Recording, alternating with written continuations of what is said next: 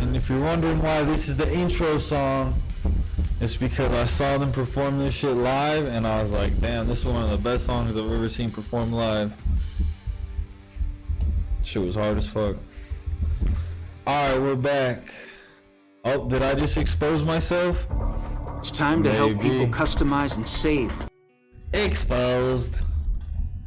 Nah, I don't give a fuck if you see what I watch. Alright, I started watching this video. Let me pause the music. I started watching this video and thought, oh, this would be perfect for a little VOD review sesh. This is gonna be Buhga breaking down his new trio, because if you don't know, you won't know. Peterbot, Cold, and Buhga are gonna be in a trio next year. So this is gonna be Buhga breaking down Peterbot's rise to becoming the world champion. So I thought, well shit, if Buhga's gonna break down his new teammate, I might as well fucking VOD review this. This is actually just perfect. So without further ado, here we go. Hey guys, Buhga here, and welcome back to the Dignitas channel. Today I'm going to be revealing how Peterbot and Pollo won the FNCS Global Championship and going to show all the secrets that allowed them to take home the trophy. Before we begin into this video, we at Dignitas are looking for the next big pro Fortnite player. We are giving away a PC and hosting daily tournaments for our community, and all you have to do to play is no free promo. Okay, no so free let's promo. see how this actually plays out. Actually, Peter surprises me here and decides... Okay, so yes, I'm gonna be pausing it throughout the fucking video. Peterbot has a fucking just a well-known skin, and that is part of Aura. If you don't know, you won't know. You do want to kind of rock the same skin when you're at this high level, because people know, oh shit, that's Peterbot. I don't want to even shoot at that because he's gonna get pissed and just fucking W key me. So you do kind of just want to have like 5 skins that you just cycle through. You don't want to, you know, fucking just be. I mean, I don't know. Never mind. Y'all know what I'm saying. to land on... And he's always going to have the best drop because he has a drop map, of course. This is the world championship. This isn't fucking a ranked game. You know, this is the highest level. So, of course, he's going to have the best drop because it's that competitive. On this right side chest. Now, like an AI could not even have better drops than Peterbot right here. I guarantee it. the last time I watched Peter and Pollo play at this drop spot, I thought they were taking pretty much this entire side and then this. But right, Peterbot and Pollo were taking the east side, or no, that would be the west side. But I think coming into the globals, they decided they're going to land right here because it's closer to the boss. And if they're going to get the coin every game, then why would they not just land on the boss's side? So that is why they, you know, changed sides and changed spots. But now it seems that when they're triple contested, or I guess double conned, so you know, themselves and then 2 other teams, they're trying to take this loot right here, get some of this, get the coin, and then maybe they'll try to get that over there. We'll see. But regardless, they end up going in this direction anyways. Yeah, so this is interesting. So we have Trashy and Threats landing in the middle. We have Swizzy and Yapko landing in this corner over here. And honestly, I think... Fun fact about Swizzy and Yapko. They were honestly, like, if I'm about to explain it, but they could have actually won this tournament because Yapko is not Swizzy's original duo. Swizzy and what's his name? I can't remember his teammate's name, but his teammate is fucking cracked as fuck too. And if I saw it, I'd be able to remember it. But yeah, this fucking they were the best, but he's Russian and he couldn't come to the United States for this tournament. So because you have to get a visa to come to the United States to play in the global tournament. He's Russian and he's one of the best. I can't remember his name though, fuck. But Swizzy and that other guy were fucking cracked. But because he lost his teammate, Peterbot got the coin uncontested. But if he didn't have this dog shit teammate Yapko, he actually probably would have contested Peterbot for the coin, and it could have been a totally different tournament, and we have a totally different world champion just because they would have absolutely griefed Peterbot. Not saying they would have won, but they would have been able to, you know, get the second place Thomas HD and Queasy. Swizzy and Yapko get the least amount of loot here. I think honestly, I'm yapping. Let's get back into the video. Peter literally cuts off a lot of these teams' loot path by landing right here, which was very good by him. And yeah, so pretty much Trashy and, you know, Swizzy and Yapko are almost gonna like have to fight here because there's just not enough loot to make this possible. And as you can see already, I mean, going to Threats and Trashy, they just have better loot already than these two do. So, you know, nonetheless, I don't even think they fight each other. I think they just... I'm gonna make some tea. I'll be right back. It's first game. Everyone's a little bit nervous. They're all running back and forth, not really sure what to do. They're just trying to get a feel for the game and not really throw everything away yet. Usually, first game is good to set an example of what you want to do for the rest of the tourney. It's good to kind of put a fear factor into players in the first game of a tourney, which is probably why Peter decided to 50-50 this. I mean, he was so confident in his drops and his ability to, so he just did. Unless they, you know, had this figured out beforehand and Peter was already getting this loot. I'm not sure. No clue, honestly, but yeah. So we're just going to speed it up a little. So Peter Pollo, they come down here. They take out the boss immediately because they know nobody's contesting them. Nobody's doing anything on their side. They're going to kill the boss. They're going to get their ammo, and overall, they're just going to get really good loot. Pollo's going to get hit hard there, whatever. You know, now we're going into the next stage of the game. So this is early game. So, you know, it's still technically early game in this stage of the game. It's very, very early. You know, zone hasn't even started closing and they left the POI. But yeah, they're deciding to run over here, look for Surge on Pars and Baka. Isn't bad because they know,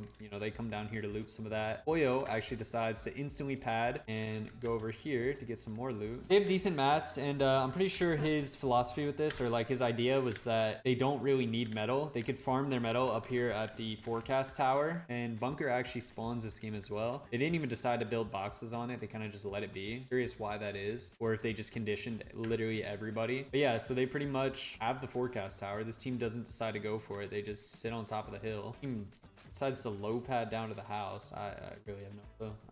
Yeah, so Peter and Pollo, I mean, they're just playing their mid game. They're gonna sit up on these hills. They're gonna look around for Surge. This is kind of what you're gonna see from Peter and Pollo from the rest of these games as well. They kind of just sit up here, farm everyone around them for Surge, get forecast tower, then go bunker, which I mean is a pretty foolproof plan. Like, I feel like nothing can go wrong there. Like, that's just a perfect game plan. You know, as long as nobody's contesting these objectives from them. Peter's just gonna obviously get the majority of Surge because he's gonna sit up on the hill with the mythic AUG. I mean, this gun is really good. As you see, they're not going early into zone. They're kind of staying on the back end, running around, trying to farm Surge on some of these players, which is, you know, honestly fine because they get to run in here and take this hill. Very good because they can see you right side and left side over the map. And look at all these players down here. They're all just running into it like a funnel. So Peter Pollo gets to just sit up here and just shoot along and get some free tags on people while they all fight. And honestly curious also though why these teams aren't fizz padding, why they're just running through the middle. I don't really understand understand that, but whatever. They're just able to play this way, I would say, because they have just conditioned the lobby in scrims and whatnot. They just have a fear factor, you know? So many teams are scared of them. They also have a mythic AUG and a scan coin, and this coin allows them to pretty much see anybody within a certain radius. So many people are just scared of that. They're not going to try to, you know, contest or fight Peter when he's doing things like that. So yeah, so pretty much what they're doing, they're just running around. Honestly, they're just getting really good early surge because all these teams are so scared of them, which is very good. I mean, that fear factor is everything in Fortnite, especially when it comes to off spawn, and then, you know, it even falls a little bit into mid game and then sometimes end game with conditioning teams. Say if you were to go for height or whatnot. Yeah, so they pretty much play their mid game. They rotate over to here. It's middle map pad.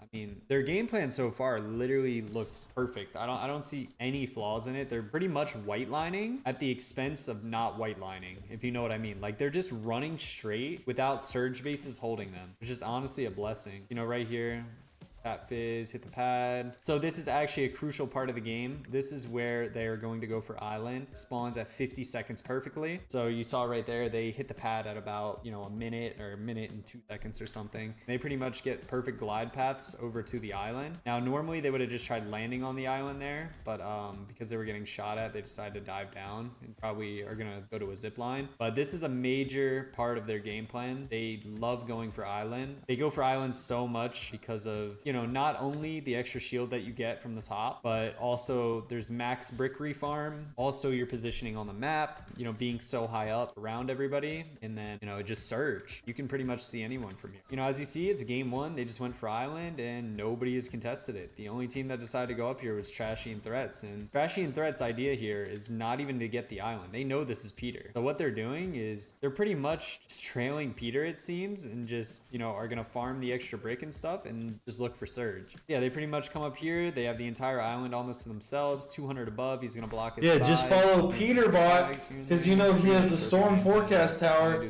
every single game, so you might as well just follow the fucking so they can also see people sometimes. And with this, and he knows your skin, so he's gonna stay away from you because you land right next to him, so he knows you don't grief him. So why would he grief you?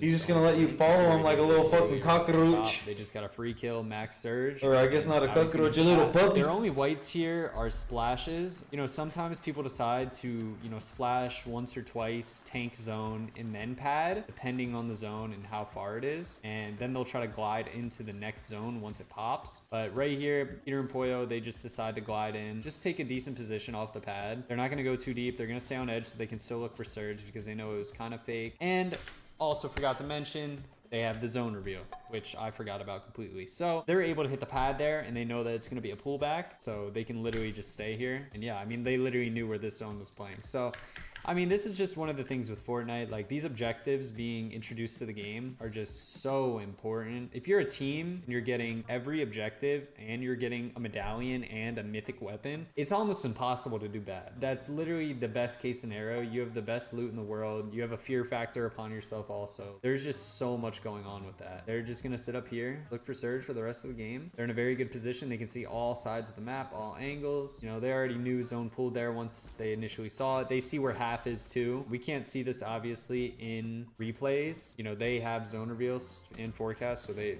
do know. They're gonna run jump. They're gonna get in here. They're trying to force almost to the half zone because they know the rotate next zone is gonna be a lot harder if they don't do it now, which is just because people pile up, is on edge with you, and then it's worse. But this team tries fighting them for surge. I mean, it just doesn't work though. I actually think this team gets taken out. Yeah, they're 81 below, so they literally just need to jump in here. I don't know what happens. Okay, so they actually do get a nice shot on Peter, or actually Pollo they hit. So they're 7 above. They still need tags. I'm curious if they go back to box fight. Actually, Chico did damage too. So Peter's gonna rotate his half zone here. You know, he knew that half pulled far, so he tried putting himself in a position where they could go kind of early and getting to it. But there's a lot going on here. A lot of people are just crashing out near them. Pollo's actually gonna lead this rotate. I don't know if he saw something or yeah, I'm not sure. Actually, this guy gets cracked under him. You know, they have scan coin, they have everything, so they know these teams are weak. Pollo has 6 builds. They need something. They're gonna go for a fight here. Not gonna get anything actually. Honestly, I'm curious, where does it... Okay, they probably kill this guy. I mean, Peter is just running low on mats. He's getting fought every second. Just a solo on their wall. He's getting pumped in zone. He gets the kill. He gets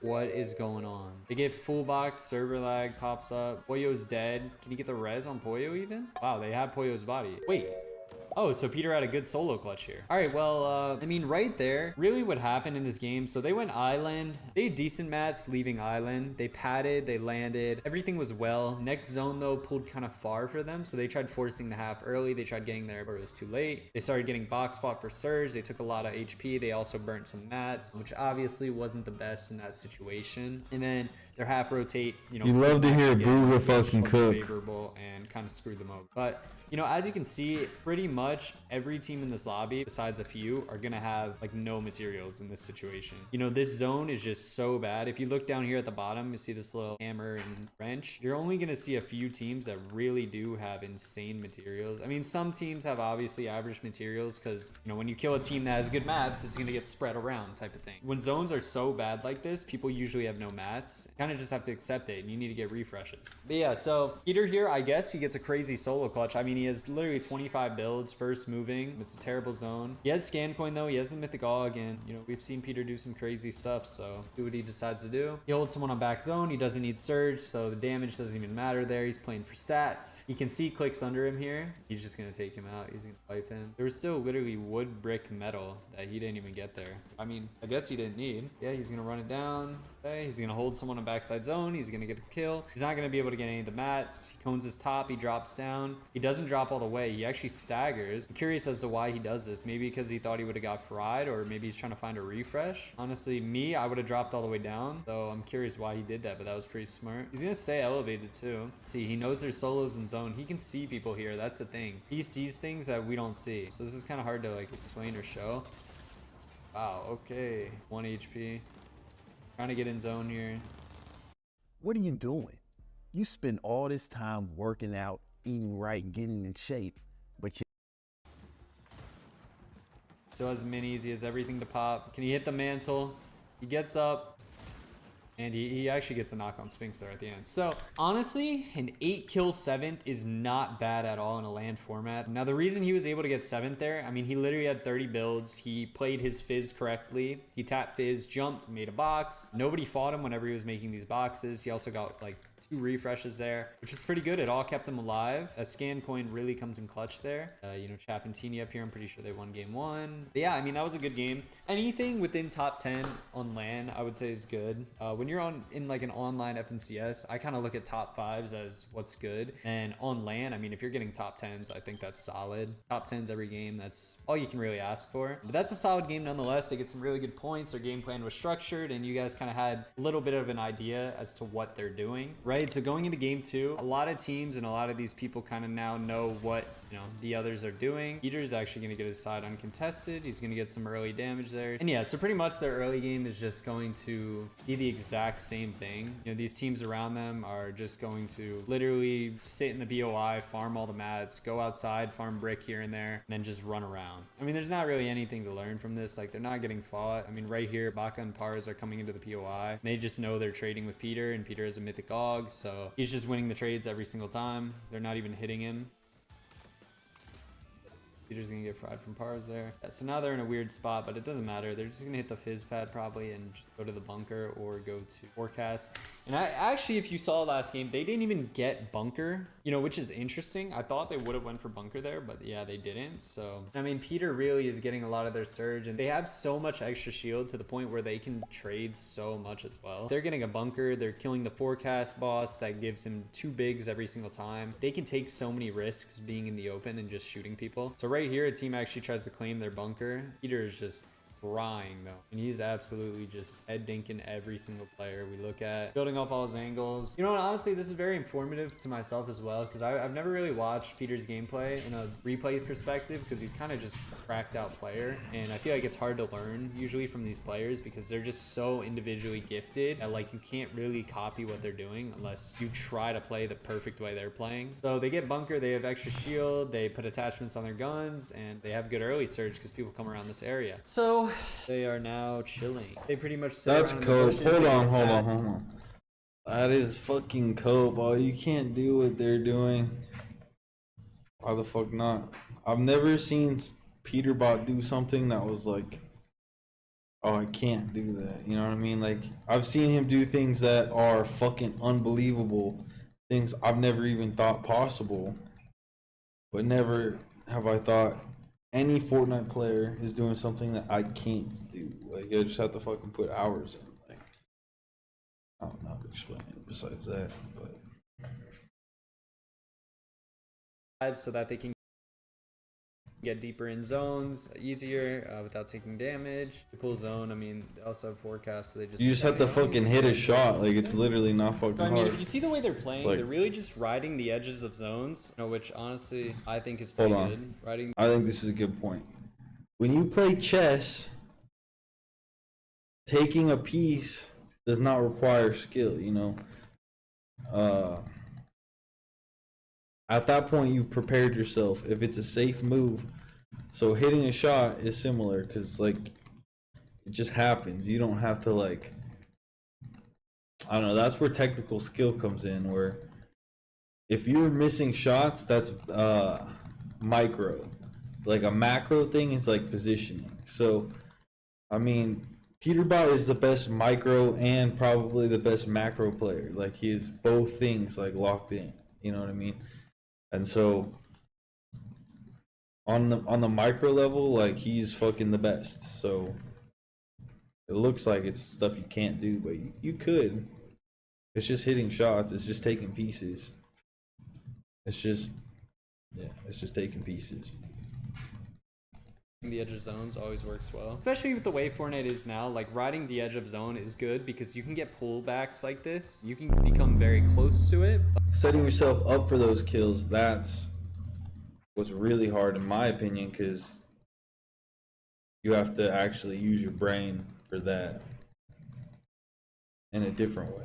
I'm not saying you don't use your brain in fights. Peterbot clearly uses his brain in fights, but you can't ever actually pull the zone. So I honestly like playing edge. I like just the idea of getting into zone and that's it. Like, it doesn't really matter your positioning per se, because you can kind of work around wherever you're at. And also when you go center, really only have one option, and that's usually to just go straight. Because when you're in the center of the map, it's kind of hard to go left or right because there's people that are there. But if you're on edge, sometimes you control the edge of the zone and you can, you know, choose to go left, right, middle. You can kind of do anything. So I don't know. I really like edges of zones. I'm kind of noticing that they do a similar game plan as well. So they pretty much sat edge of zone and then they just wrap dead side here, which worked pretty well. So this is a grim zone too. So they're literally just going to run around and dash through everything. They're never going to have max metal. They could get max, but they just don't see it as something that's worth because the rest of the lobby isn't playing with max metal either. Honestly, not a bad game plan from them. Them leaving their positions early and running around to get early surge is pretty good, I'd say. And yeah, so we're going to see here what happens. He's just going to lead this. He's just going to use dashes and they're going to get in on edge. They have armored walls here, so them getting lobbied really does nothing, even though they're sitting on edge. What they do need is surge though. They're either going to need to box fight or just spray teams, get lucky tags. They're dropping coin. They see this team go. See if they get any damage here. Nothing on the Acorn and Cold. And there that goes. All right, so they're decent on Surge now. They're chilling. See how they play this half rotate. They're obviously going to use the Grim Water. They're going to get their 3 dashes each. And it looks like they're going to wait till last second to go. Wait till last. They're going to shoot some people and then they're going to dash on right side. They're going to get dashes again and then instantly go. You know, that was good from Peter, but he actually ends up getting fried. Maybe stopping once could have been more beneficial there, but I don't know. I mean, that's just kind of the way of the game. Like, you're going to get tagged going for some of these rotates. Okay, so they're gonna play edge here and they're just gonna get in the zone. They're gonna use their armoreds and, you know, honestly, they're in a good spot. Poyo steals really good mats as well. You scan coin, big lobby there, they're gonna chill. And yeah, these rotates are kind of just becoming a mess. You know, honestly, the way I like to look at Peterbot and Poyo's game plan is it's go for island when you can, get bunker, get forecast, and then their end game is really just crazy, right? Like, I feel like they don't necessarily have a game plan all the time. They kind of just do whatever. They run around, and honestly, Peter usually plays solos and has just Poyo follow him, which is like what it looks like here, because this really isn't even like a team tarp or anything. Kind of just running around crashing out. But, you know, honestly, right here, they're in a fine position. They can't see where zone goes, so that screws them. They get fought on backside with Acorn. Yeah, they don't have dashes. They only have Fizz here. They're gonna try going out to the left side. They're gonna Fizz jump. They're gonna ramp this team off. And they're just gonna insta jump in, and it's all bad. So let's see if Peter can pick up anything here. He gets actually 2 kills, and he gets some kills Acorn, but Cold gets him. So yeah, that end game was really just like, you think Cole's gonna let that slide? Forced almost. I mean, that end game was just very fast. Like their first moving. That's why Peterbot had to pick up Cole, because Cole is actually the goal. Crashed out here and just went really fast. Peterbot, Cole, Buhga is a fucking disgusting trio. This is kind of where things start turning around. Peterbot and Pollo, they finished this game with a 12 elimination second. Very crazy, especially on the fan level. So we're gonna see off the bat, Peter is doing his, normal off-spawn route. He's landing on this building, grabbing a gun, getting some early surge. Yeah, that seems to be working for him so far. Is good. They haven't been contested yet either. Definitely to note. All right, so as you see, Peter's not even 200 HP yet. He literally just gets a few guns, and they instantly run over and just kill this bot. I mean, that's impressive. They killed that bot literally in half a second. I don't think I've killed that bot that quick yet. I guess that purple AUG with a scope does wonders, yeah. He kills Trashy? What the fuck? No, bro. Wow. Alright, so starting things off hot. I mean, Peter, just 200 zeros Trashy. That's going to be literally the majority of their surge for the entire game. Yeah, that's pretty ridiculous, honestly. That mythic AUG just combined with him over peaking, that was just not good on there. Yeah, that's going to help Peter Pollo so much. Yeah, if you over peak, you just get fucking killed by Peterbot. They also now are comfortable knowing there's nobody in the POI that's going to try to lurk on them or do anything because they killed one. Honestly curious as to what Trashy or Threats ends up doing this game. Probably just runs around, tries looking for surge, and maybe gets the reboot off back there. Quizzy and Yapko, they're going to be running over to here to get the Volt. The Underworld teams are pushing up into Underworld. Pretty much every game they have a routine where they loot their POI, they come out of it, and they shoot Parzenbach up on this hill for surge. Depending on how it goes, they fizz pad all the way over to the bunker or the forecast, depending on what spawns. And by this time, they already know if forecast spawns, because you can pretty much see forecasts across the map. Right here, you don't see a forecast tower, meaning it didn't spawn. If you're looking around the map here, you see this tower thing. You can even do this at a wider level. If you're gliding in, you can see across the entire map. So see this one all the way over here. You can see that forecast as well. Pretty good. You don't know, you won't know. All right, so we're just gonna 4x this for a little. Peter and Pollo, they probably just run around, do their normal routine. They have good early surge, so they don't. I think everyone knows that watches me, but no forecast. Maybe in the future someone's rewatching this and is like, oh, I didn't know that. Some of you may be wondering, how do you know if bunker spawned or how it didn't? This little red boxes tells you if it spawned. If there's a red light on the bunker, that means it spawned, and if there isn't, then it didn't. Also, if there's builds around the bunker, so things like this, which is why Peter and Pollo actually destroyed everything. I think they destroyed it from metal in this situation, but sometimes people will the red dot, I did not know. That's cool. Yeah. Okay. So Peter and Pollo decide to do, they run up to the hill, but you're gonna see them do this almost every game. Now, I think this game might have died to the CMOS. The amount of objectives they're able to go for, the metal in different parts of the map, meaning they don't need to sit in their POI and full farm the metal. Like, there's just so many good things about this early game plan. Also their fear factor that just allow them to do these types of things. Like, look at this too. Bunker's just giving them so much metal as well. They pull this next zone. Keep in mind, guys, they don't have forecasts as well. Now, Peter and Pollo on the 4th zone pop, sometimes they like instantly going for this island. We're gonna see what they decide to do. They're a little bit of ways away right now. I'd question if they're actually gonna go for it or not, which it looks like they will. Okay, no, they're not. So they're just gonna box on the rift since the team already has it claimed. Usually, if Peter and Pollo there were closer to the island, I think they would have went up, but there's no point in going up when you're gonna rift up and there's teams that are already doing this on the island. And a lot of other teams, they'll just rift up here and land, and they'll just sit on these outskirts and just farm all the brick, which is a good strategy because you get max brick. You can also get, an upgrade bench and a few chests. Peter picks up a free AR kill. And pretty much right here, we're deciding to tank. And we don't expect anyone to be looking at us because we really didn't know if anyone was here. I mean, we should have scouted before. I did not expect that, but I just get fried so bad there. And now I'm just forced to land so early off of my rift. And that was Buhga. This game would have went entirely different if we just burned 4 to 3 builds. And in this situation, we would have ended up gliding over to this mountain. At the end of that, for this game, the zone pulls far, and now we're just screwed, We're going to watch Peter Pollo. They're going to rift after us, actually. Maybe I could have even... I mean, I think I did it at good timing, but yeah, this would have been us. So we pretty much would have just done this game. So perfect strategy, great way to utilize the Rift Island rift and get into next zone. That was very good. And from here, I mean, they're pretty much just gonna sit here, look back. Yeah, Buhga sold. And block their back. You can't get fried before you hit the fucking rift. That works very well. Using 2 dashes here to get. Because you're gonna get fried when you hit the rift, maybe buddy. could have gotten away with using 1, but I think they wanted to get on the deeper side of zones. They have surge to be a little safer. You want to be 200 when you hit that beat. First moving, zone's going to appear. Let's see what they do. Here's gonna instantly dash up this mountain. Takes the his eye. That's what I'd have done. Queasy and Thomas wanted that shit. Queasy and Thomas on the back end, and I think they're gonna play height this game. This looks like a game. I mean, they should play height. I'm very curious as to how they can play Thomas and Queasy here. I mean, they just hold them on the back end. But yeah, I mean, this almost should have been just a free win. I really don't think anyone can test height in a game like this, especially a dead game at that. Shield bubbles is cringe. Side, but no worries, they're just gonna jump up on this hill. And another thing here, guys, is like everybody knows players on height. Yeah, Thomas HD is dead. You know, obviously, you're using shield bubbles like you're literally. I don't know how those kids got second place. A shield bubble literally tells you the fucking other team, "Oh, I'm shambles."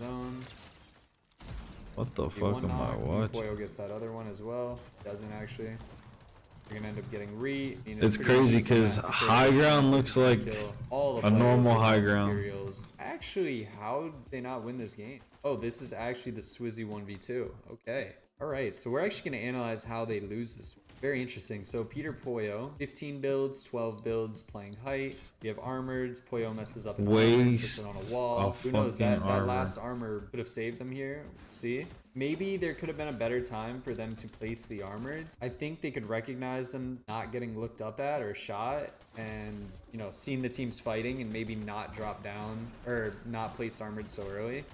I mean, this pretty much looks like a free win. They're just sitting above them. Peter gets that extra armored is so fucking important. Seen the 2 teams fighting, which is good. When both the last duos are fighting, it's good to drop and try to get some sort of angle. Definitely not onto their walls, but maybe from above. But I mean, this still looks like a very winnable game. Poyo's gonna drop, hit Yapko 100. They see Swizzy on the back. Splash your teammate, Poyo. Watch what Swizzy does. Swizzy has mats here, obviously. Nope, so he doesn't. Ramp up. He's gonna isolate him, not take the 50-50. And he's going to drop back down. I'm curious where this goes wrong. So he sprays. That was good. Yapko takes a punch. Okay, Yapko punches him hard. They get the trade. The Poyo has 2 builds here, which splash your teammate, Poyo. Together. Now they have 0 builds. Pop your 3 splashes. There's no way he wastes those 3. You know, we should try to heal for the last second that we can, maximize our HP, pop the splashes. We're running on their builds though. It's good in this situation for both players to kind of be on each other though. I guess Peter was taking a more protected angle here. Poyo is kind of running like at him on a right hand, giving him a free shot as well. Obviously Swizzy has materials here, so like it just makes this a whole lot harder. 5 builds, and I mean Peter's actually gonna hit him to 15 HP. I mean, this is crazy. I honestly don't know how they lost this. And Peter right there, instead of just shooting his gun, he tried tack sprinting. Could have just been nerves playing into it, but yeah, I never watched that back, but that was actually pretty crazy. I don't know. Poyo sold his shit, which makes it really hard in a situation like that. They try to apply pressure. Oh, he already did. Sorry. To kind of edit and do his own thing. Man, this is the World Championship 2v1. Pickaxe I'm Peterbot. Apply more pressure. Because when you're just sitting, my teammate can't even stay alive. The other player to make plays. I don't even need you to now, this is kill a game him. That doesn't I just need you to fucking for Peter and Poyo, so make him nervous because it's a 2v1. Looks like Poyo goes down early in this game, so like Poyo always dies first. Looks good. They're uncontested on their side. Yeah, they're getting their loot. Trashy dies again this game, honestly, trying to get early surge on Peter. Peter's gonna go try to kill the boss early. Like, imagine when Peterbot has a teammate that actually dies after him. Oh, it's over. It can clutch him some extra points. Oh, it's over. Cold and Buhga can easily clutch Peterbot an extra 150 points per tournament. Okay, so Trashy's already 130. He's not looking at him, and wow. That's just crazy. At least an extra 100 points per tournament just got added to Peterbot's score. Probably just gonna kill Threats because they can solo clutch. Interesting. They know Threats is a way solo better here. than They Poyo. don't decide to key him, but instead that actually makes sense. They have good early surge, and how do they knock Trashy every round, bro? That is funny. Run the Fizz ring. Trashy is just ass, bro. Let me rewatch that. Threats are onto Trashy. I mean, this would have to literally be a quad dink though. Okay, so Trashy's already 130. He's not looking at him, and wow, that's just crazy. They're just gonna insta fizz pad over to them. They're probably just going to kill Threats second after, no? Interesting. They know Threats is a solo here. They don't decide to key him, but instead, that actually makes sense. Yeah, they you have don't. good early surge. Yeah, you don't grief your now they want to game. play for the objective, right? They're going to ignore bunker. They're going to run to fizz ring. You know what's way better than getting a kill? Getting a fucking bunker, forecast tower, down on edge though. Grab some dashes. Blue Island. Dash through a little. And this is because they have forecast now. They know zone probably is pulling full top. So I'm curious to see the padding they take. Also good position I'm assuming in they're the going to attempt to play for an island this game as well. storm. Since they're kind of situated. They have everything going. They're going to ramp up and sitting near their normal island. Oh, they're selling. So island's going to spawn. They're going to instantly They're taking go so over. much damage. They're going to be, I think, contested by Vino this game. Maybe not. Boyo knows going second here could screw him. Time and boom, he gets up. Okay, everything's good. We have island. We're 5-5-2. Peter's 5-5-5. We get the island, maybe even uncontested here. I don't even know if a team's gonna come up. Team probably will come up for the brick though, but at this point they know Peter has it. They see the coin, they see the visuals of them getting scanned, and yeah, now they're gonna get max loot. They're gonna put some attachments on their guns. They're gonna sit on this hill, and I mean they're just 700 above here. There really is not much they need to do. The Rifter, do they 50-50? Yeah, 700 above.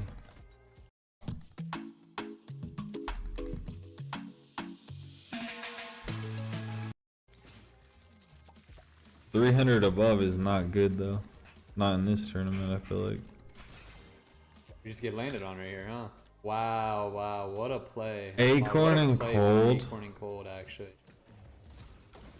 Wow. Oh my so we're one God. below here. We're hitting the rift late, and we just decide to just send island while this team's not even looking. So let's see. But yeah, I mean, that's got to be a vibe kill. 5-5-5. We see Oh the next my zone. God, I've never seen that before, by the way. Poyo is ass. Like, this is the world championship. That's why Cold got picked up. Like, yo, instant replay. In the mind of a fucking guru. I'm Cold. I'm the coldest guy in the fucking lobby. Ah, shit. I see Peterbot on high ground. But he's not looking over at me. He's looking at all the fucking people in front of him. But he doesn't know I'm in storm behind him. Let me just land on him the second he jumps. That way I can get him with a quick kill. Hi.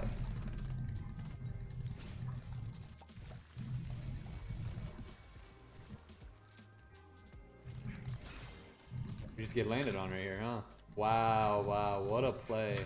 All right, I'm Cold. Oh, what a play from Acorn and Cold, actually. Pump him. Double pump. Poyo dead out the sky. Can't even fucking protect himself because he doesn't know. There's no awareness. How many times does Cold and Acorn kill Poyo in a fucking tournament? I think Poyo dies to this team like 3 or 4 times this tournament out of 12 games. There's 100 other people in the lobby, but Acorn and Cold are just like that. That's why Cold took his spot. Wow. So we're one below here. We're hitting the rift late, and we just decide to just send island while this team's not even looking. So let's see. But yeah, I mean, that's got to be a vibe kill. 5. Peterbot's got a solo clutch this shit by himself. How many people are even in the game right now? 5-5. We see where next zone is and everything. We have God loot. 64 people in the game. Poyo can't even make it to top 50. Like, just think about that for a second. Peterbot is so good, he carried someone that can't even survive the top 50 players. We're just falling over like that.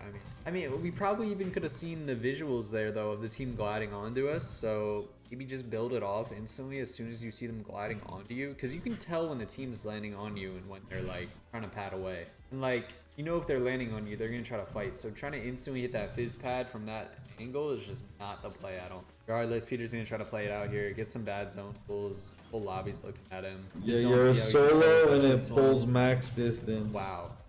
Solo just frying epic whip. He's just putting on a masterclass for his Kinch stats, and he's just gonna rotate in. Next zone probably pulls, and he probably just dies. And that is the into the story here. Yeah, so Peter's gonna try to fight this. He's gonna try to smack on clicks and beat the ball. Ramp in, probably just get insta 200 first spot in zone. There's 6 builds. Game over. Well, at least he gave his friend the good loot, right? He gave Kwani the mythic og and the scan coin this game, which doesn't seem to help them too much because they end up dying a second later. See, so they do everything normally. They get no early kills. You look on the map, you see forecast spawns, so they're gonna play for forecast, and then bunker spawns as well, so they're probably gonna play for both. So I'm just gonna skip through this because this is pretty obvious what they're gonna do. They're just gonna go on the hill, shoot people down. They have forecast at this point. This is where they are gonna play for their bunker. Curious as to why they chose to not his pad. Actually, I do know why, because they like going up to this pad on the right. This is fine. This pad in the middle of the water. And yeah, no one's gonna be here.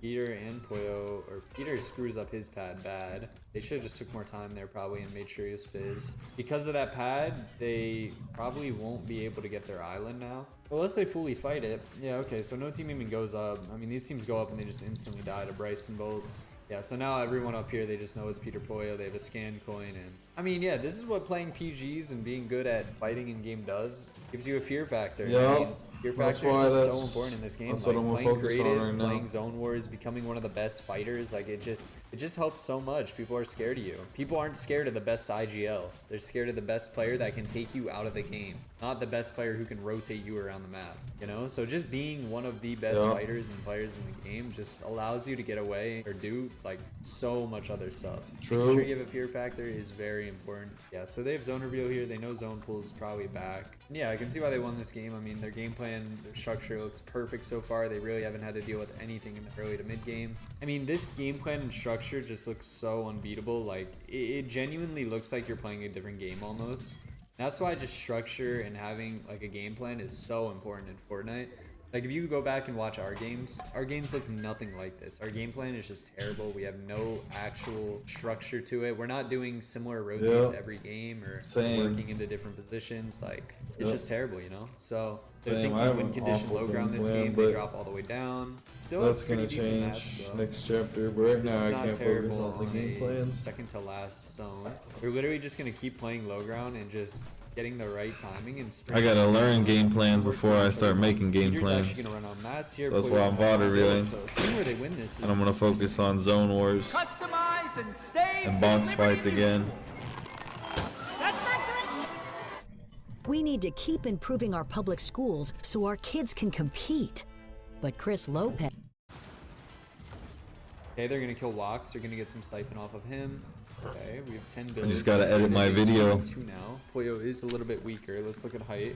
They're thinking if we just sit here, we're gonna lose this game because we have 9 builds. This is what happens when Pollo can stay alive. Peterbot can get to a top 4 situation, or excuse me, a top 2. You know what I'm saying? But if Pollo dies early, like you're just basically hoping for good storm pulls.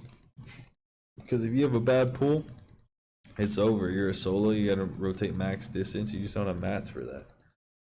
But in duos, you can give your tarper mats, and you can actually get a top 2. So I'm really excited to see him in cold. And 15 builds. So we can't really just gamble and sit on low ground. I don't think. I think Buhga's just the fucking icing on the cake. You know, this is the final fight of the lobby. They're literally making sure that they're both stacked here. Here, no ARs going off, so they're thinking about honestly PGing them. So crazy. We're gonna watch Pollo's POV. I think he went crazy here. Yeah, he side jumped 2-tax Bryce X, and Peter's gonna have 6 builds here. Curious to why he doesn't go for that body. Maybe they could have chopped in and got that. They probably tap Fizz, drop low ground now. Drop low ground, separate the space, and now just take safe angles and probably win this.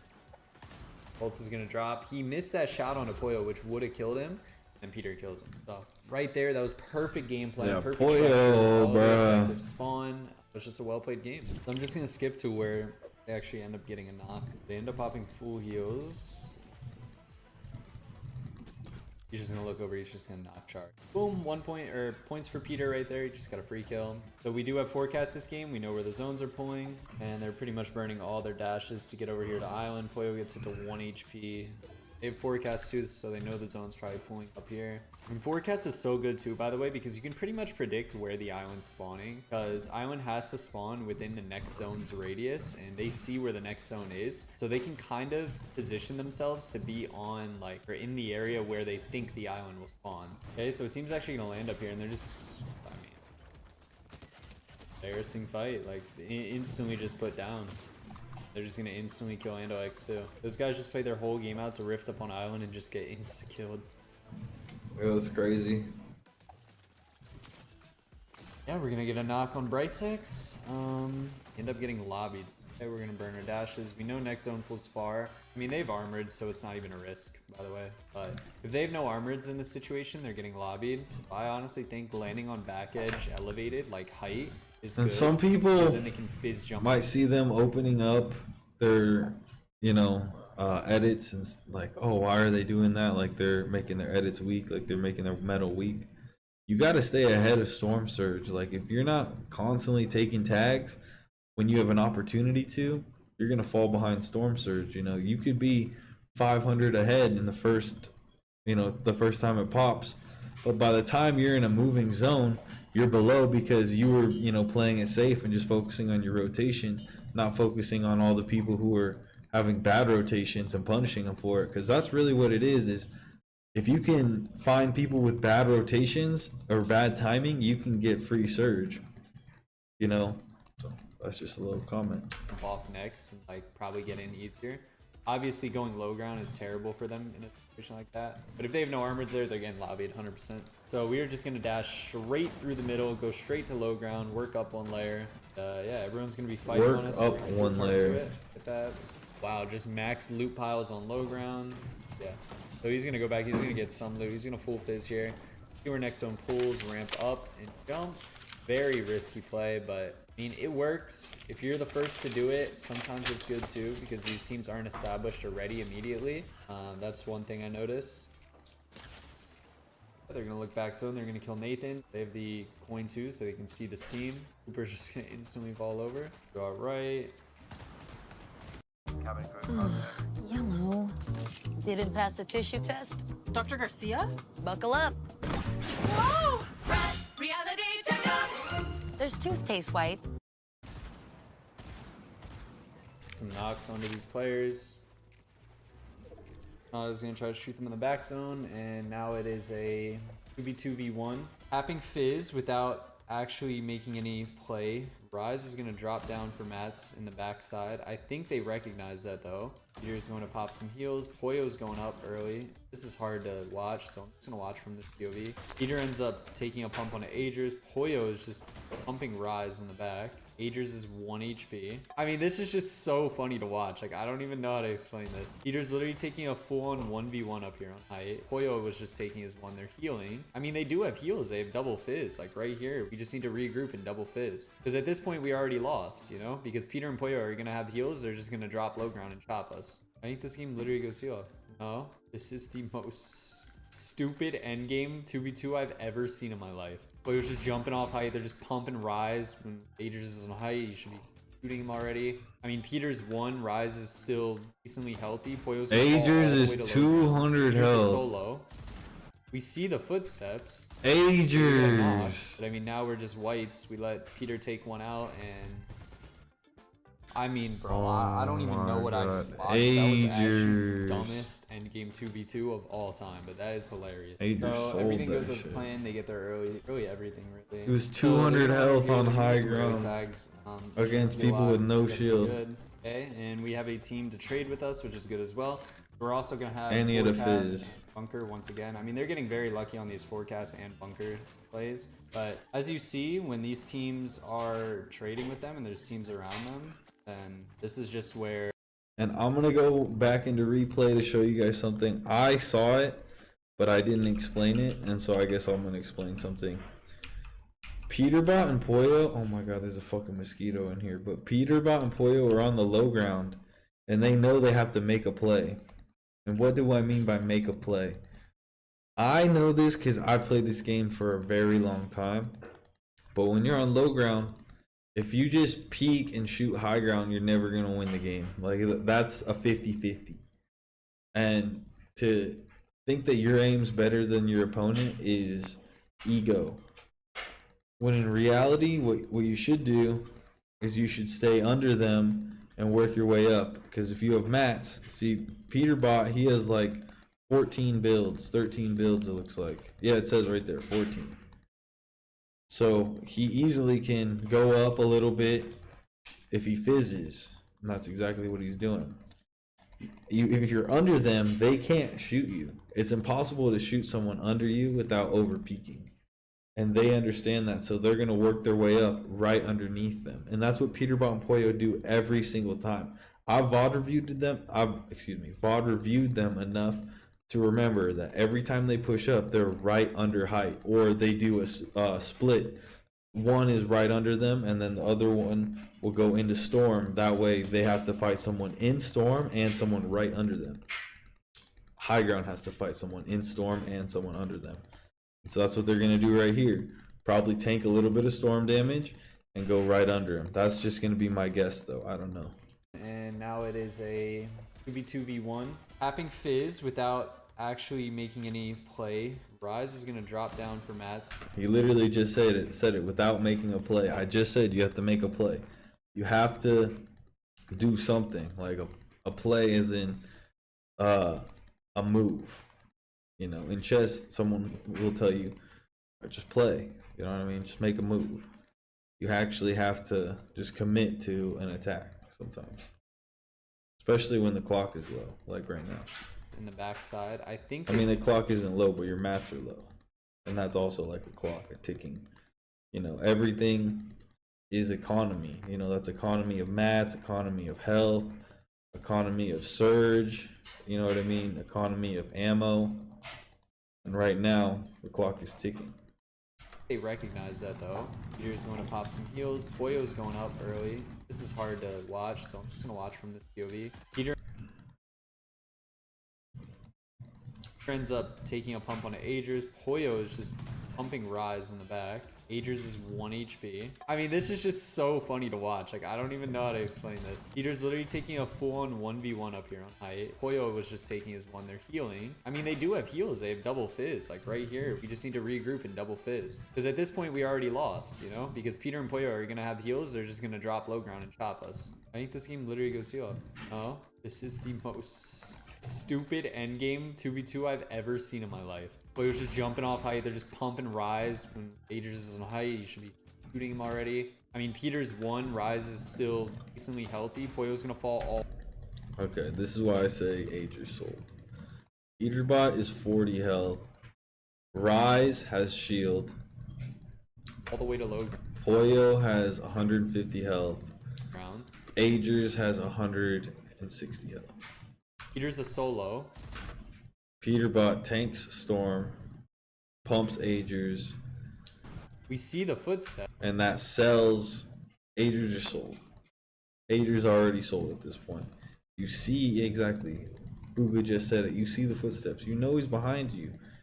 You have 4 builds. Alright, no, that's Peterbot who has four builds. But still, Agers. You have builds. You're about to build. I know you do. Fucking block off your back, dude. Okay, we get a knock. Rise gets knocked because you know Peterbot is not going to miss his shot. So you attacking Peterbot is essentially saying, I'm going to trade. I can't say it because I'm streaming, but you know what I mean? You're going to take yourself out with him. So now it's a 1v1. Knock, but I mean, now we're just whites. We let Peter take one out and you let Poyo heal on the low ground while you're on height now.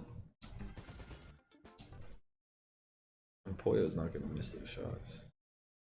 I mean, bro, I don't even know what I just watched. That was actually the dumbest endgame 2v2 of all time, but that is hilarious. So everything goes as planned. They get there early, really everything right there. So they're gonna run over here. They're gonna get some early tags into the POI. Definitely good. Okay, and we have a team to trade with us, which is good as well. We're also gonna have forecast and bunker once again. I mean, they're getting very lucky on these forecast and bunker. plays. But as you see, when these teams are trading with them and there's teams around them, then this is just where they're good, you know? Like everything goes as planned. They also get a close zone, so it's healthy. Like instead of staying back late, what they decide to do, they decide to just instantly go, get ahead of people, and then hold people. Like, it's a good way of thinking. When you're like 100 above, you're able to just do this because, you know, you're not going to die to surge immediately, and it's a little better to do this as well because you can hold all the people now. So if you're not going to instantly die to surge, getting in before is a good play because then your rotate's just 1,000 times easier. So now they're a little ahead. They know people are looking at them. It's fine, though. That's really just how this goes.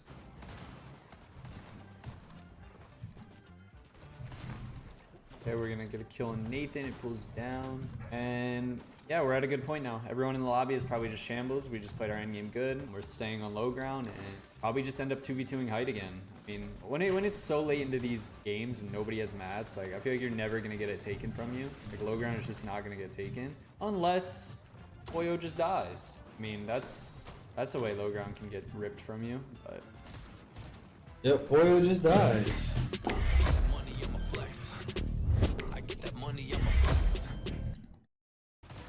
But it allows Peterbot to fucking become the world champion. You know, that's the thing that Peterbot needed, though. He needed a shitty teammate because it allows him to shine. If he had Cold this year, everyone would think, oh, Cold and Peterbot are the best. But no, since Poyo is so bad, it makes Peterbot look even that much better because... And not even look better. It just proves he's that much better because Poyo literally dies first every single game, I think, this entire tournament. Maybe there's one game where Peterbot dies first, but 90% is crazy. It should be 50-50 because that's just statistically how it should be, 50-50. I honestly don't know how he went. Like, he's just the GOAT. He's literally just that good at shooting people. In game.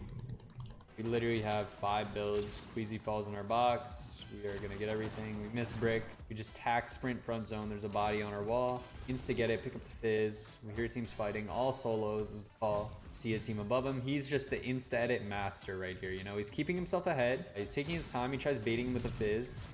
Batman Buhga's gonna fight him. He's just gonna third party clean. He knows the kid's on his low ground layer. He goes up one. He has no mats either. I mean, this is looking like just a perfect, like, it's just a perfect sequence. Dukes is popping a met on height. I think he saw that. That's why he decided to go up one more there. He was going to go up regardless. Plays his angles good and instantly wins the game. You know what's actually funny? I don't know if this is replay bug or not. Is this a replay bug or is this a real train? Like, what if the train hit him upwards and he just one pump Peter off it? It's a train that they could be contested. Yeah, so nothing happens early. So I'm going to skip ahead like 4 or 5 minutes. Let's see what objectives they end up playing for. So we're gonna go over to our hill. We are gonna have forecasts and we are gonna have bunkers. So that is a blessing right there. That is what's gonna solidify the tournament, getting that game 11 bunker. Right, so let's see how we decide to get our early surges game. We have Quicks and Veno hill. So instead of fizz padding off, we're gonna run in. I don't even think we're gonna play for bunker this game. They might if they get enough early surge. They're gonna split up. Poyo's gonna go on this left hill. Peter's gonna go on the other hill. You're just actually gonna farm his metal here because you can get it anywhere else. So we see zone pool top left. They're going to do this rotate they have done in the past where it actually hasn't gone their way. So I'm curious to see how it goes now, see if anything changes. I mean, I guess they're thinking like if we don't get our surge now, we're getting it never.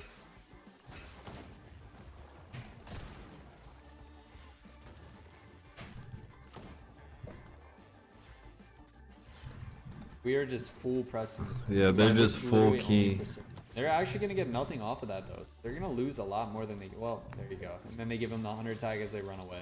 Even when you're in first place and, like, you're going into the last portion of the tourney, like, you can't play nervous. You need to still fight and still be confident, like, the way you normally would. And, like, there's so many teams and players out there that just change the way they play when they go into the final games of a tournament. It's honestly what kills them so much, but, I mean, they pretty much just get the biggest react. Yeah, that just comes with time, I guess. They want a fizz pad next. and they're not even above. That's why the surge. goats That stay is the craziest part of goats this. because they So get let's see more how they actually practice end in up those clutching the surge finals. here, because this is the most important. So part I of just the gotta game work my right way here. up there, and This is then where everything could go I'll be able to south get that or clutch everything factor could go even right. better. So they're gonna see this team from earlier. They're not even a box fight. Who knows what I'll know once I'm a pro. Swizzy and Vanya trading. 100 tag instantly. 30 white on Swizzy. That means they need it bad. If they're peeking when they're whites, they need surge so bad. Like, I know a decent amount Yako gets about a this crazy game. shot. Boyo gets a shot back though. So imagine This when is I'm just a pro, tense, what I'll honestly. know. Worthy is just gonna glide in, and he is just going to get a Worthy dying just like every that. fucking Wow. They game, know this team's Peterbot. stacked too. They're coming out of zone with splashes, meaning they definitely have some loot to give. I think they wait this out because they don't want to get lobbied. As soon as the zone opens though, they drop back to it. He gave a little. I mean, the 2 splashes definitely going to go a long way because of the whites. We're still not even that above though. Only 140 above, 160. Sorry. Peterbot We're gonna with work towards the next part of the zone. They're gonna surge back as Siphon? well. Oh my god, you're joking me. Tag their wall, and they're just going to pretty much hold everyone, and they pull half here too, so good thing to notice as well. All right, so half, we're gonna go for a box right here. So pointless though. You know, so let's still analyze what they're doing. They have same materials, they still have shield, they still have, you know, ammo and guns. Everything seems to be okay so far. Very scary right there. Boyo instantly could have died. Now Peter knows next zone plays far, so that's why they are pushing like this. Wow, and Quicks is just bloom fighting in zone. That is crazy. They kill 2 teams though. They can only assume they have Siphon. Not even gonna go for it. No teams are just gonna take it. And let's see how they do this rotate. I mean, Rise, he gets sprayed in the back, and that is a, oh my, there's no way Peter just solo wins this game. I mean, this is just crazy. I mean, we just gotta see how this happens. I mean, Poyo dies right there. He's gonna get the body on Rise. He's gonna get tagged in the back, so it's gonna burn all of his final fit. Burns a lot of mats here, ensuring that he doesn't die. Drops down, sees a body, doesn't even decide to go for it because it's in a terrible spot, and he knows he's probably just gonna die going for it. This is just pure flow state right here, guys. This is just like this ultimate flow state. Ready?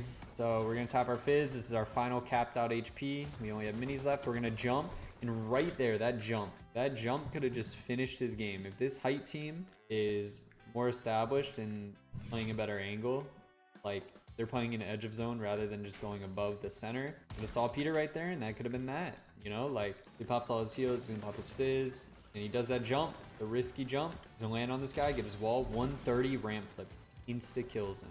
I mean, that's just insane. There's gonna be a fizz here. He's gonna get some decent loot off of that. Rumple's down. Let's see what he does. He sits here for a second. Yeah, Peterbot is the master of oh, hold on. I watch so much Peterbot, so sometimes I just see shit and I don't talk about it, but I really do need to talk about some shit that Peterbot does. This dude is the master of identifying if someone is looking at him or not. And that is why what I'm working on currently right now is just not peeking people with a open peek if they're looking at me. Like, you have to have a good peek if someone's looking at you, and Peterbot is the fucking master at that. Because what did he just do right there? Instant replay. Look at this shit.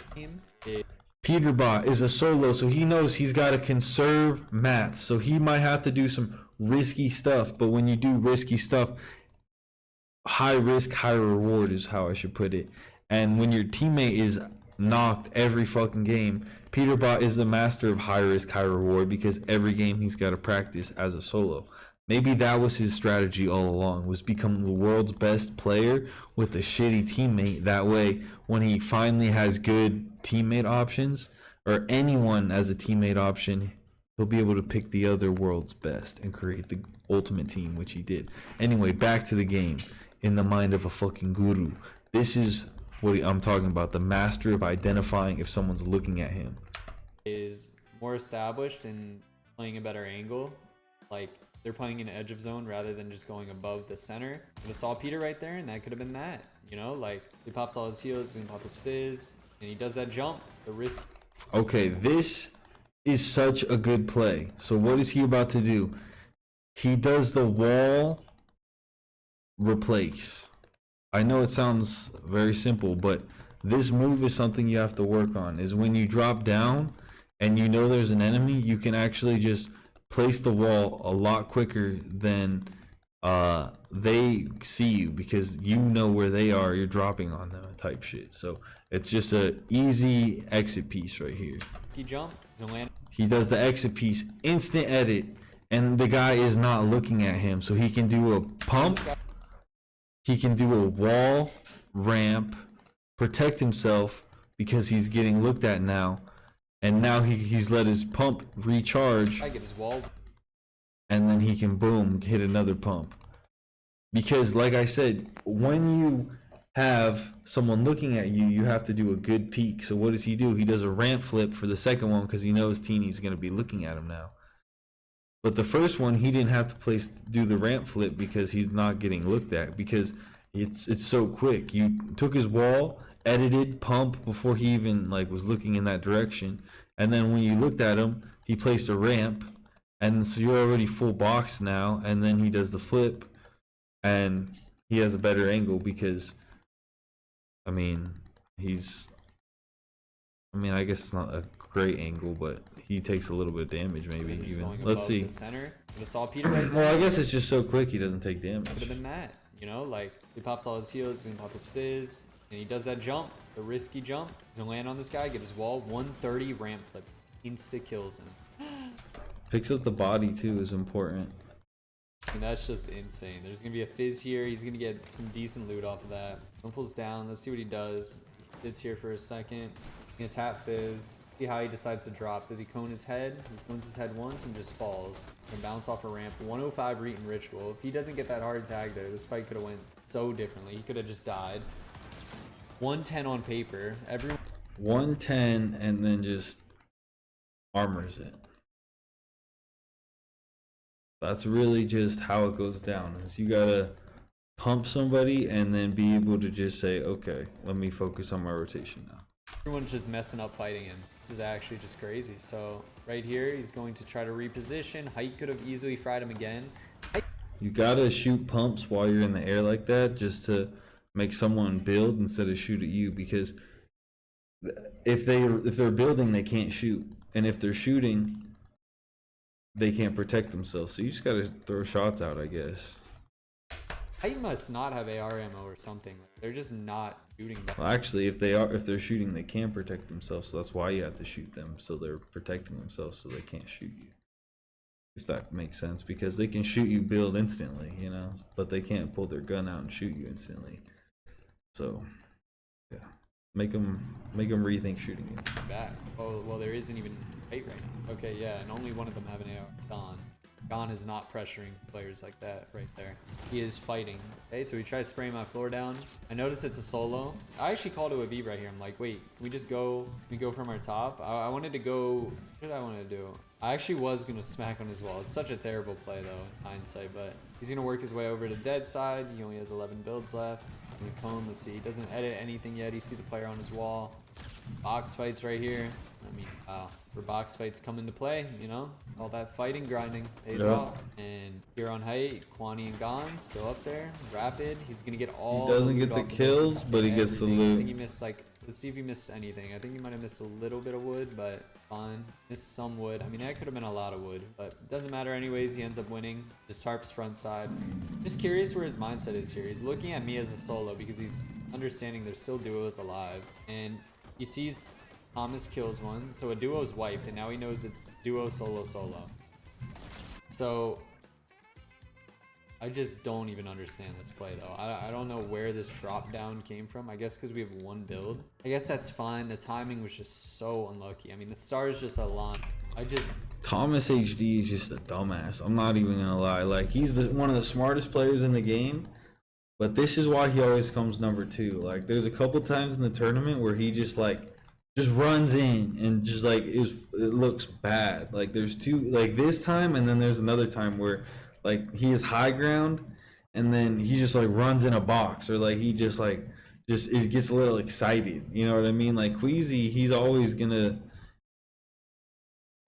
clutch a little bit, you know what I mean? But I mean, when your teammate is just fucking a little Jack Russell Terrier just running around like a fucking, I don't even know what to call it, just like a little fucking puppy, like sometimes it looks so fucking cringe. Like, Look at this shit.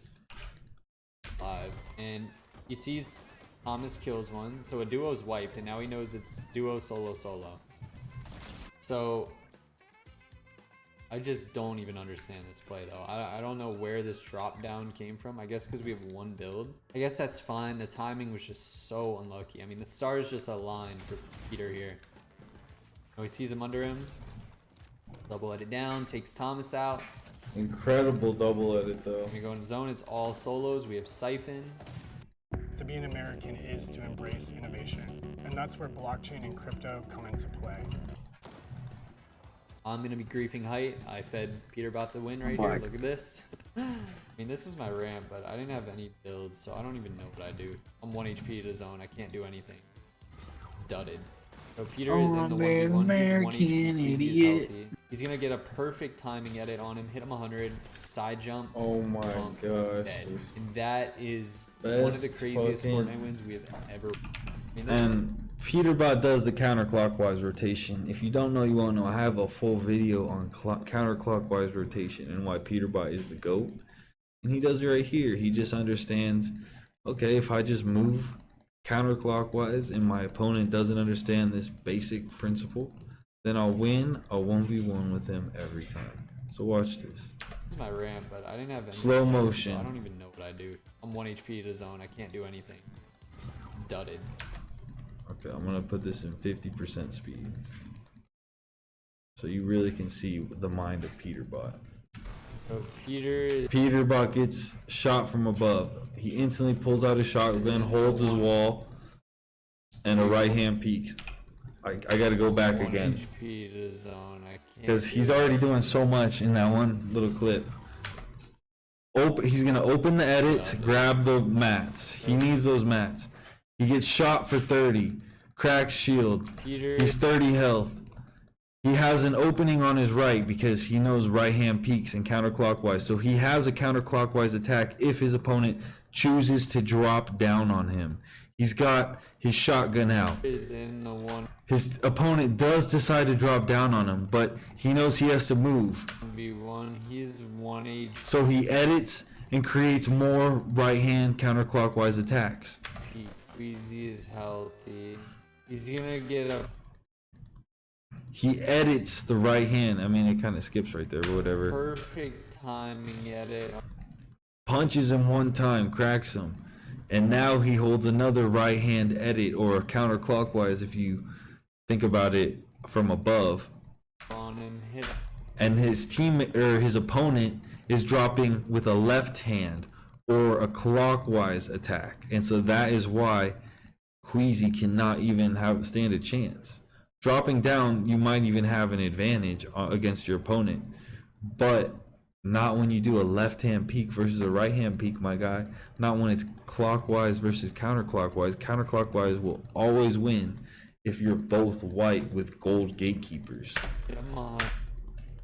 And he jumps into the attack. That's another key thing that'll make the attack hit harder, because Peterbot doesn't know how hard he has to hit him. You know, he only has one shot to kill him right here. So you jump into the shot, get as close as possible, and you make it harder for your opponent to hit you. If you're still target, you're going to be easier to hit in just point blank period. And it'll make it so it's harder for him to hit the shot because he'll have to he's dropping down and you're getting closer to him, so you'll be able to see him way faster than he's able to see you because you're even closing that distance even farther. And so Peterbot shoots him before he can get shot just by creating good angles with counterclockwise and understanding movement delay, and I don't even know what to call that, just like where your character really is versus where it shows on the opponent screen. Just absolutely masterclass by Peterbot. 100 side jump. Yep, side jump. That's what Buhga calls it. All right, we're gonna go back to full speed.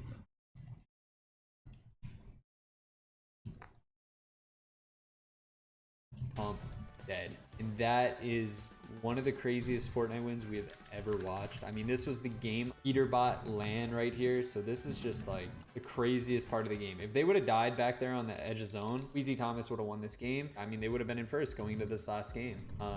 But now going into this last game, there's a 40 to 50 point lead. Peter and Pollo are almost just like taking a victory lap here. Going into this final game, you're just gonna run up, he's gonna drop the coin, and this is what I'm saying, they're off momentum. Like they're doing things they're so confident about. They're not just sitting up on their hill spraying ARs, you know. They're fighting for surge when they need it. They're just gonna get so much loot off of Trashy there.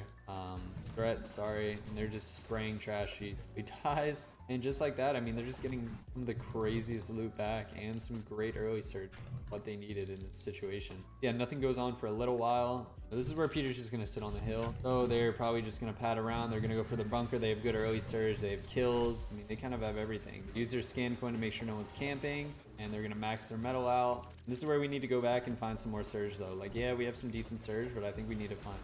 So they have zone reveal too. They know the next is gonna pull somewhere on them. They're just gonna box up in this river. Great island spawn though. Plays bottom left. Nobody goes on it. Now Peter Pollo just have the entire island to themselves. This is where Queasy and Thomas need to make heroic play to get their surge, and not gonna happen. This is the difficulty of having these one-shot guns, because you just need to hit every single shot compared to like an AR where you can bleed bullets through walls and stuff like that. But Queasy's gonna drop in, hit him 100. They're not gonna block their angles here though. Like, I think this could have went maybe a little differently if they'd built a box previously right here, because they almost died. They literally died a third party and two teams on their walls. Like, but is what it is. Queasy Thomas fall over right there, and at this point in the tournament, Peter pretty much just won. They know Queasy dies. Yep. And yeah, this is just their victory lap. They're just sitting up here, just I mean, they're just playing mid ground, just shooting people. They're just dashing. I mean, they're playing it probably how they normally would have. They look for height right here. Fry height. Peter gets a nice shot. I think they're just gonna tap Fizz. They don't have dashes though, but they're just gonna build and fight up. You're just gonna take some good angles. 5 white, off their splashes. Those only 2 builds here. We're gonna have to drop back down, it seems. That guy just did not want to give up height, and Peter's just gonna fall into a duo's wall. He's gonna get honored. Stay up on height. Fry, and I mean, yeah, man, this is just end of the game. They know they griefed height, and the height guy had to drop, so now they know they have a free height. Yeah, that's about that. Peterbot Pollo won the 2024 NCS Global Championship, you know? Yeah, they close it out. They take this 2v2, they full heal. Fuck it, end on a win. You know what I mean? Why not? Buhga. This team's weak already. Drop down. And boom. There it is. 12 kill win to top it off. That's the win. Pollo instantly leaves the game too. I think they just had a perfect early to mid game. And the games where it actually did go wrong, it's just when they weren't able to get enough surge, or the teams around them were fighting and hiding on like the back sides of the map. Incredible. Which is definitely an issue. Like, I think I ran into that a little bit as well in my tournament. Yeah, I mean, they just had a perfect early game. They got zone reveal, I think 5 out of 6 games on their day 2 to pretty much close it out. They got bunker quite a few times. But yeah, I mean, that game 11 was just a masterclass, honestly, from Peter. That solo clutch was everything. If they didn't get that right there, they wouldn't have been in first going into that last game. So that definitely could have shifted the momentum, you know, the way they played. But regardless, I still think they had a good last game, and that's that. Excuse me. $5 drinks, $5. Yeah, good sesh. You guys have a good night.